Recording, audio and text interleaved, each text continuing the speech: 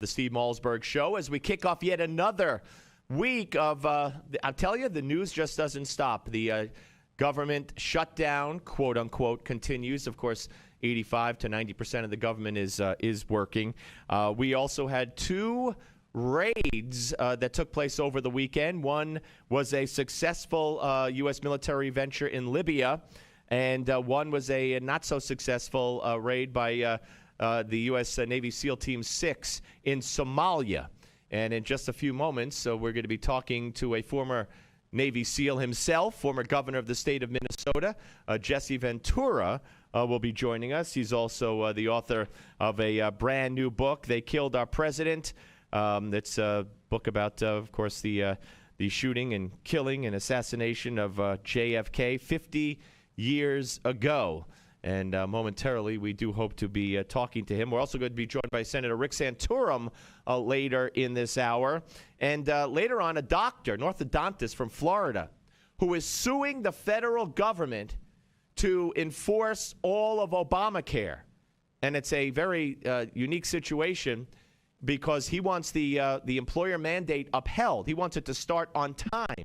He doesn't believe that Obama has the constitutional right to pick and choose who gets to get a bye and who gets to get some time to consider. And in other words, the individual has to sign up and be under the individual mandate by next January 1st. He wants the employer mandate, that 1-year exemption, the 1-year delay that Obama instituted. He wants it to go bye-bye.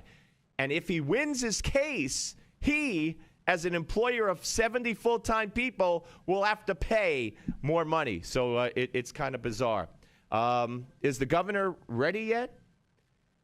You could tell Jen that to just give him the phone because it's kind of crazy. Okay. Anyway, so a lot of things to talk about the governor with, in addition to the fact that he has talked about, again, not ruling out the possibility that he might run for president. I think 4 years ago or before 2012, somewhere around 2010, that came up. Joining us now is a man who I have sat across in the studio from a couple of times or 3 times in the past for past books. We welcome in Governor Jesse Ventura. Hello, sir. Hi, how you doing today? Good. I'm hanging in there okay. Good. Well, I'm sorry you're not here. I remember at WOR once you looked very angry at me, and I said, you got to jump across and hit me, but that didn't happen. But welcome to the show. Good luck with the book. Tell us a little bit about the book. Of course, They Killed Our President. Well, they killed our president, 63 reasons to believe there was a conspiracy to assassinate JFK, and I did it for selfish reasons. I wanted to write this book because I've been studying the Kennedy assassination since about 1985 really hard, and I wanted to officially go on the record so that for whatever it's worth 100 years from now, they'll know that the 38th governor of Minnesota did not believe the Warren Commission and did not believe that Lee Harvey Oswald did it. All right, and I know you were asked who did it. But that's a question that you don't answer in the book. You don't say here's who did it, correct? Well, it's very difficult to say who did it. We will give you a scenario of multiple entities who very well could have did it. But the one thing I can say unequivocally, I can tell you who didn't do it, Lee Harvey Oswald. And so he was just a convenient scapegoat or a pre-planned scapegoat? Yeah, he's who he said he was. So if you recall, when they arrested him, he didn't say, I'm innocent. He said some very peculiar words. He said, I'm just a patsy.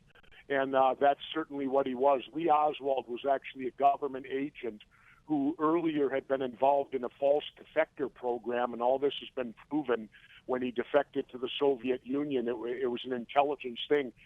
We believe he worked for the Office of Naval Intelligence when he came out of the Marine Corps because, of course, they gave him Russian language training, and they certainly don't do that to an infantryman.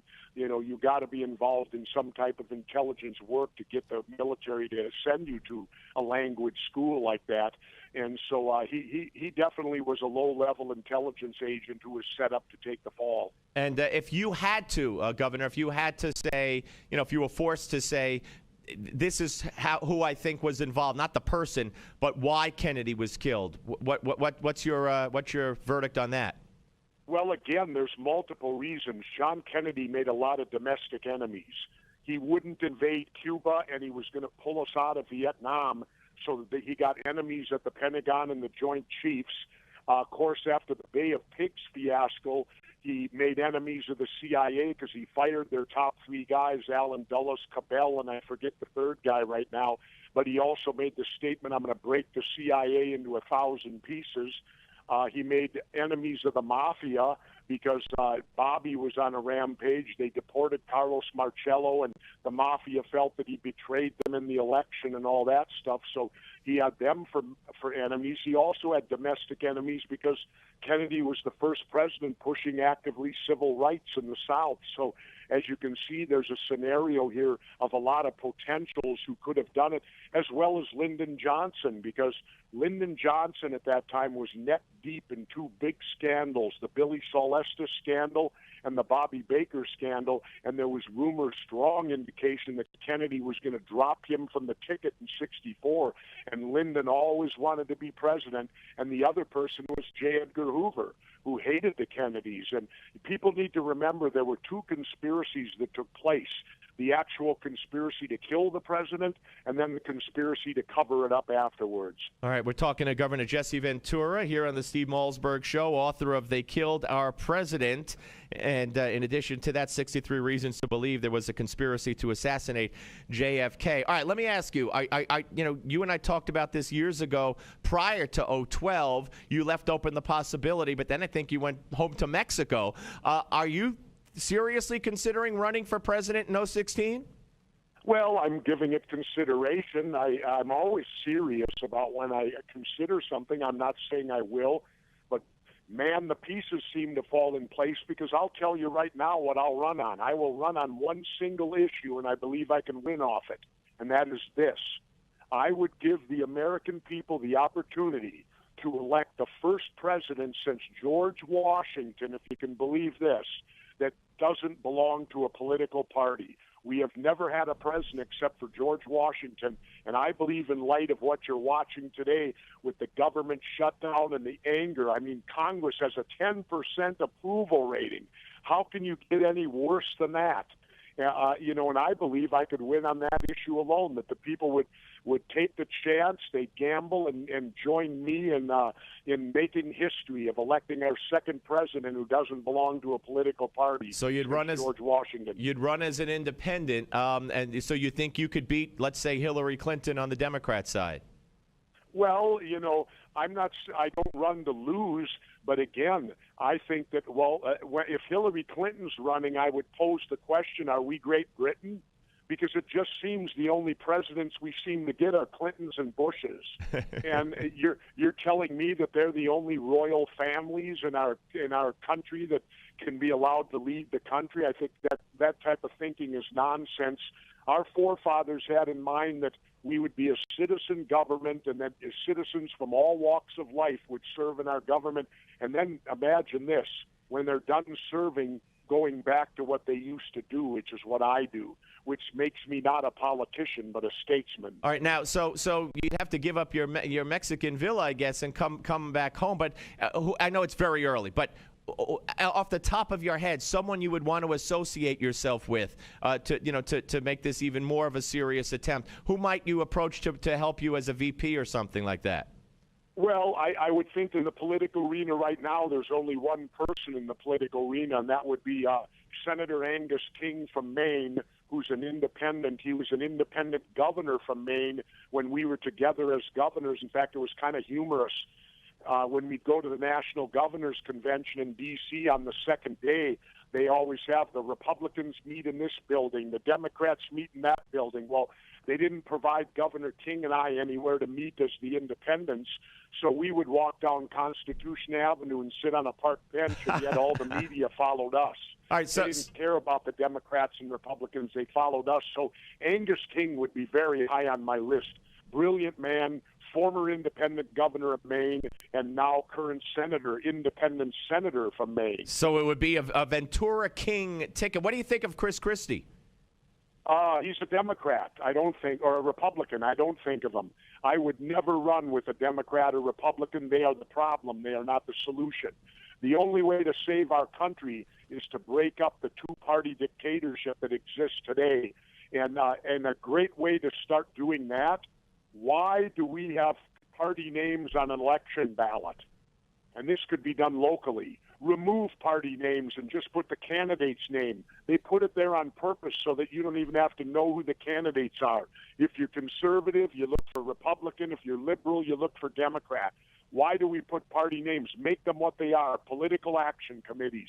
They could still endorse a candidate, certainly, like the teachers union does, the fire union does. They could do endorsements, but let's get these two political gangs out of our government because they're not parties. Why do they call themselves a party? They're a gang. They're no different than the Crips and the Bloods. In fact, they're worse because you couldn't get the Crips and Bloods to do a government shutdown, which affects all of us, could you? Well, let me. We're talking to Governor Jesse Ventura, author of "They Killed Our President: 63 Reasons to Believe There Was a Conspiracy to Assassinate JFK." Here on the Steve Malzberg Show. Actually, the government shutdown hasn't affected me, and I don't think it's affected most Americans. But you know what? One thing that when they play politics, when they close down the World War II memorial, when they close down the Amber Alert system, which after it became public knowledge, Obama put back up, but they leave open Michelle Obama's anti-fat website. This president is playing politics. Park Service rangers have been told to inflict as much pain on the public as possible by closing things down, some of which have never been closed down even in the middle of the night. Well, let's not put the blame totally on the president here. Excuse me. Well, who would you blame, sir? The Republicans. Obamacare passed. Well, they're not trying to defund Obamacare. They're trying to. They're trying to. Wait, no. They're trying to post. No, but they're the latest in the CR, and this was after like the first one. They just want to postpone the individual mandate, the way that that Obama arbitrarily postponed the employee mandate for a year. Obama's picking and choosing what parts of the law to enforce. And the Republicans are picking and choosing what laws are enacted. It's already the law as of October 1st. But you're missing the point. All they want to do is get. I'm not missing. Oh, baloney! They want the thing gone. But not in the. But that's not what they've sent over to the Senate, Governor. It's just like abortion. They want to chisel away at it in piecemeal fashion. And the point is this: you're missing the big point. The big point is each one of these congressmen and senators get 4 choices of health care that they want, and yet they want to deny us one. Well, who's going to deny you one? You could get any health care you want. Pardon me, I don't get the choice of 4. I only get my health care via. Oh, look, I'm not sticking up, but Obama's giving subsidies to the union.